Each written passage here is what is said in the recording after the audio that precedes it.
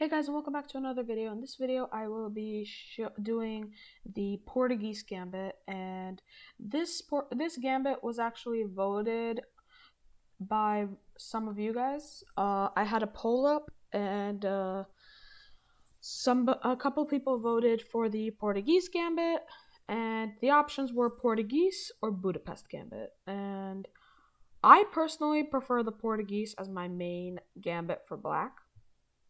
So I have written down the main moves that occur when you are playing as black and you are playing the Portuguese Gambit. So let's hop into the main line and everything else that can happen. So white starts off with e4. We play d5.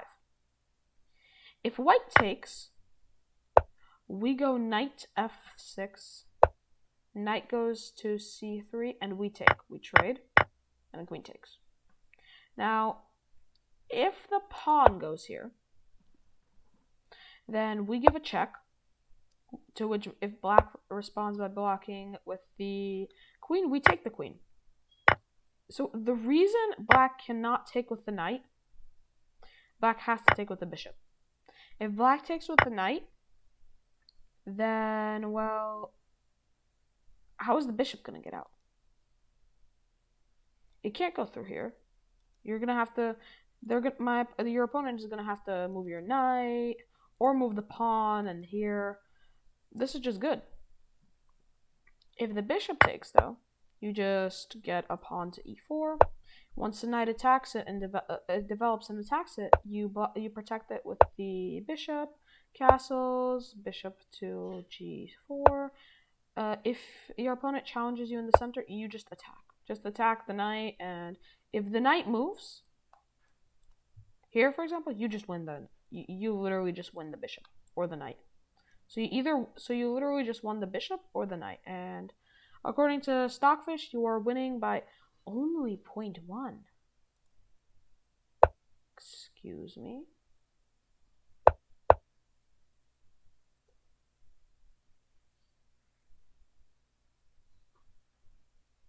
Why is this only 0.1?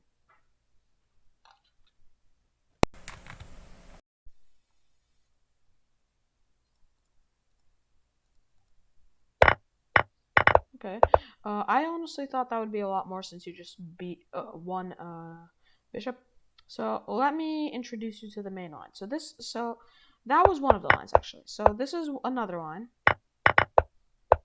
Here, instead of kicking our queen off with this line that we just discovered, sorry, let me delete this knight move. Yeah. So here, instead of kicking us out, we're going to look at the most natural looking move, which is knight to f3. Now, this is the main line, actually, and what we are going to do is we're going to do the exact same thing on the opposite side. Knight to c6. Bishop goes, develops, protects knight. We get the center. They develop the bishop in a move or two. Now we get the bishop, they castle, and we castle alongside. And now we have a good attack going. I'm not saying go here. I'm just saying this is a good line for attack. Now, let us look at the other lines that are available. So here, what if black... So here black takes, right? What if black doesn't go knight here? What if black goes... what if white goes bishop to c4? We take... Same thing as if white had gone knight to c3. Takes. Except this time we are instantly... Why is it not letting me draw? Okay. We're instantly threatening to take this pawn. This pawn is under heavy fire, so there's only two ways to defend it. By the queen, which I don't actually have included here because it's just not a good move, or by the knight. If the knight defends it, we pin it to the queen. If the opposing knight attacks us, we just move our queen to h5, and now we just have a good attack. We have good chances. So now we're going to look at what happens if this knight goes to this square. Here, We go bishop to g4. If the pawn tries to kick us out, we take. Queen takes, knight takes. Once we get kicked out, we go here, and we are now threatening, We're now threatening this. Okay, sorry. Why is this glitching? Hello? I'm sorry, this is just very laggy. Allow me to just make sure, yes, this is the only thing that I have open. I don't know why it's lagging so much. Let me just try and duplicate it. And try this again. So if I write that, okay, yes, perfect. Now this is so much better. Okay, so what happens if after this, our opponent plays knight there? I think we just looked at this. Takes, and we're threatening this, right? We're threatening this. Okay. Again, it's very laggy. I don't know why. I cannot draw any arrows. Okay. So now, what happens if instead of all of those three moves that we just discussed, what happens if black goes d4? Well, if black goes d4, we simply attack the queen with our bishop. Queen cannot take, because if queen takes, our knight is defending the bishop. So the queen cannot take. Now, once we get kicked out, we go back. Once the pawn defends, we go pawn up, takes. We do not take. This is one of my favorite lines. If pawn takes, we do not take the pawn. We go knight to c6. If pawn takes, king takes.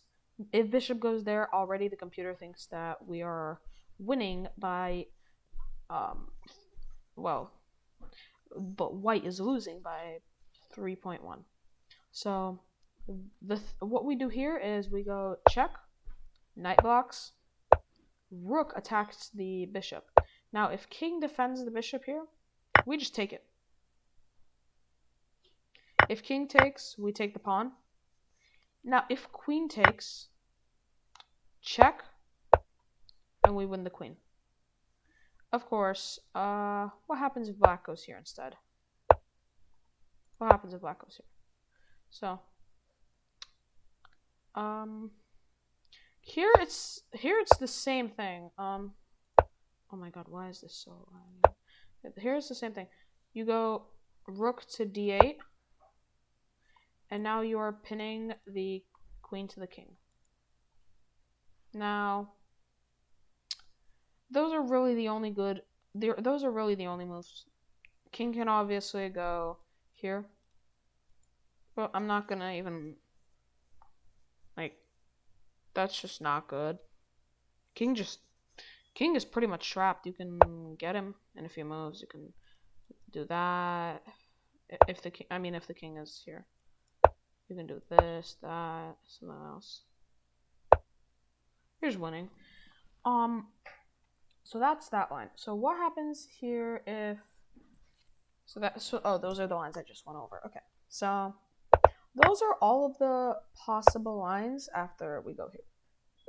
Those are every single one of the lines. Now, let's review what happens if after these two moves, white decides not to take. What if white just pushes the pawn? Here you actually have to know what you're doing. Here you have to move pawn to c5, because now you have two pawns in the center, and it's just very good for you. Knight goes here, knight goes out, here, here, here, here, here, takes. Now we take the pawn, they take the pawn, and now we go queen to b6.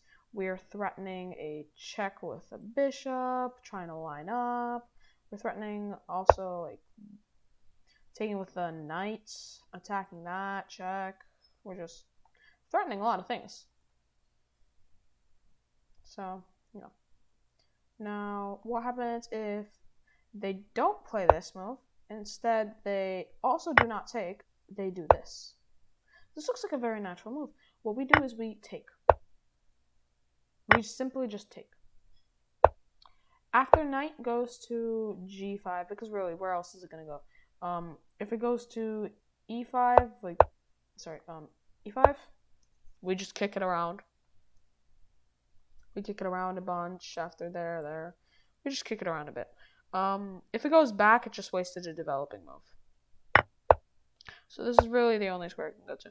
This square, the queen controls, so I can't go there.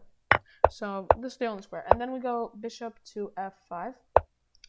If knight, so knight to c3 is the main move, but because it looks so natural, right? But a very aggressive move is bishop to c4. Here you have the point of this is to go here, and then we win the rook or the queen. It's a fork. We're gonna win the rook anyway. They are gonna win the rook anyway. So here you actually have to know what you're doing. After a bishop here, you have to defend with the pawn. The interesting thing is that I've had this against an opponent and they forgot they castled. This is why I have this line here. They castled. And then I just took the knight with the queen. They messed up.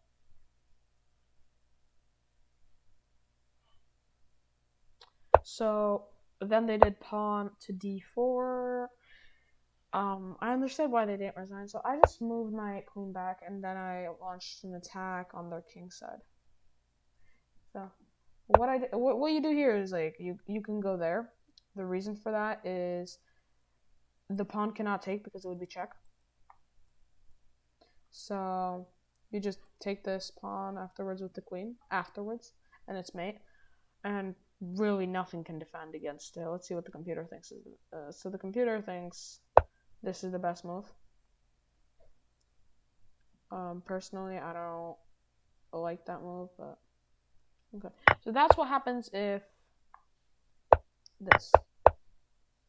So that's what happens if, this. So now before we get on to the main move, we will go to what if we get attacked by g4. Do not blunder your bishop in one move. The queen can take. The queen. There is a reason for this move. If somebody plays this move against you, there is a reason for it. You just go back while still defending the pawn on e4. You go back. Then after bishop attacks the pawn, we don't care. We just develop our rook. We go pawn to h5, and if knight takes our pawn, we take the opponent's pawn. If queen takes, so I honestly thought that. So what's the best move here? Yeah, so it is that. So I for a second thought that this was the best move because this forks the pieces. But I guess it's not the best move because we lose the bishop. So it's not. I forgot about that minor detail. So here we go, knight to h6, attacking the queen, and we just have a good position. We have a rook that's looking at the opposing king. So if the opposing king ever decides to just castle, the moment that we move this knight off of this square, we can move it like, I don't know, here, like here and then here. If our opponent ever castles, we can just go, we can just go queen to d6 and checkmate here because of the rook. I know it's a bit confusing, but so that's this line. So now let's go on to the main line of this specific line. So knight to c3, knight to f6. Now we're going to go. What happens if queen e2 right now? We play knight to c6. If knight takes, we take what we don't. We don't take. We go knight to d4, attacking the queen, and we are also threatening this. We're threatening. Oh my god, why is this so bad? Yes, this is what we're threatening, and we're also threatening to take the queen. We're threatening both of those. Now, if queen does this, because now we cannot take, queen is protecting it. So we just go and defend our knight with the pawn. If they defend their knight, we go back with our bishop because we just don't want to get hit with that. So we go back with the bishop. And everything's perfectly fine here. We have a great position according to the computer. That white is down by 3.2 points, and we're great. Now, what if white, instead of playing queen to e2, they play bishop to c4. This is the same idea that we saw earlier. If this is played right away, they're threatening to take this with not the bishop. They're threatening to take it with the knight because the bishop defends it, and they win either the rook or the queen instantly. So here we just block. Now if queen e2, we go queen to d4. If the pawn moves up, we'll look at that in a second. But if the knight attacks our queen, we just go back defending this pawn because they were planning on forking us. So we defend it with the queen as well. So we defend it with the queen, and we also defend our queen in the process. So if the knight moves back, we just develop our knight, and we're okay. We can try this again, and that's perfectly good. That's actually really good. Because now, here, queen cannot go here because our pawn takes. So this is pretty much free. The only thing that can be done against this is queen back to d2. But then they just waste the developing move. They allow us to castle along, and we're good. So that's what happens here. So what happens if the main line in this position happens? The pawn goes to f3. We just take. If we get taken back by the knight, we go back with the queen, and we are perfectly fine. So that is the Portuguese Gambit. These are the lines that you need to watch out for the most. There are obviously other variations.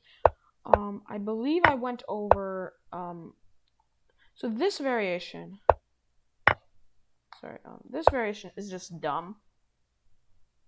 The reason is because obviously we can take, in my personal repertoire, I have taking here. But recently I've discovered that that's not very fun. I don't like doing this. I much prefer going pawn to d4. The reason why is because we attack the knight. That's it. Like, what are they gonna do? We attack the knight. They move back. Okay, you wasted a developing move. We can now go pawn to e5, and we have a good develop. We have two pawns in the center. We can also start moving out this pawn there. Knight here and then there, I guess, and then there. Rotate it back, and then we can castle after moving the queen out. There's just so many possibilities. So that's why this move is just dumb. So other than that, I believe I have just showed you guys mostly everything that you will ever encounter. There is one more thing that you might encounter. So if you just play normally, and after takes, you go here, and they defend with the pawn. So the thing we do here is, sorry, the computer is messing me up. We go pawn to e6. If takes, we take with the bishop, and we're ready, and we're good. So we go here, takes. Let me show you guys how this looks. Takes. And now we are looking at this pawn. We're eyeing it very well. We also have this move, and we just have two bishops. The bishop pair already developed pretty much. We also have this knight that can go here and maybe here with that idea in a bit. There's just so many different possibilities. So yeah, that was the Portuguese Gambit. And if you enjoyed it, please consider liking and subscribing. And if you hit the notification bell after subscribing, you will see more content like this. I'm thinking of next posting the Budapest Gambit, or at least part of it. So have a great time, and write down in the comments below what you would like to see. The Budapest Gambit, or maybe we could do a defense against the Ponzianzi, or the King's Gambit. A defense against the Vienna, we could do that. We can do a bunch of things. So, also in the description below, I have included a link to this specific study, which will show you all of the variations that I have given to you of the Portuguese Gambit. And yeah, have a great day. Bye.